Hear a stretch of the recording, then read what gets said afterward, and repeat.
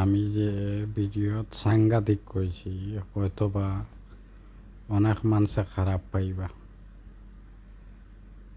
আসলে আমি সবরে কইছি না, কিছু কিছু সাংঘাতিক অকলরে কইছি। সাংঘাতিক কথা বুঝছেন।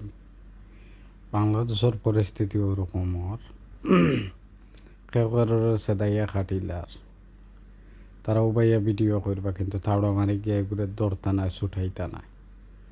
ও যে এখন বাস গিয়া ফানিত পড়িয়া ডুবিল, দেখছেন 10 কম করে আর না হইলেও 50 জন মানুষ আসলা, সবে কিন্তু ভিডিও করিতরা।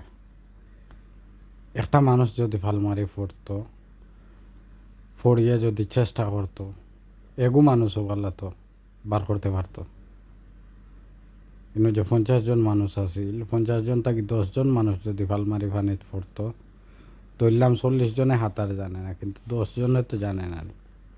যদি ফালমারি পড়তো 10 জন মানুষ, কম করি তো 10 জনে একজন মানুষ বাঁচাইতে পারতো। বাঁচাইতে যদি নাও পারে, চেষ্টা তো করতে পারতো।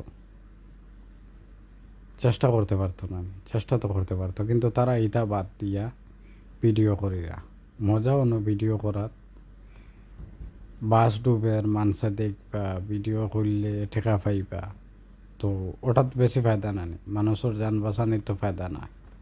ফায়দা তো হইলো ভিডিও একটা করলে ফেসবুকে চাইলে ঠেকা পাইবা, ওটাও তো। আসলে চিন্তা করে দেখুন আমরার মন মানসিকতা কীরকম হয়েছে।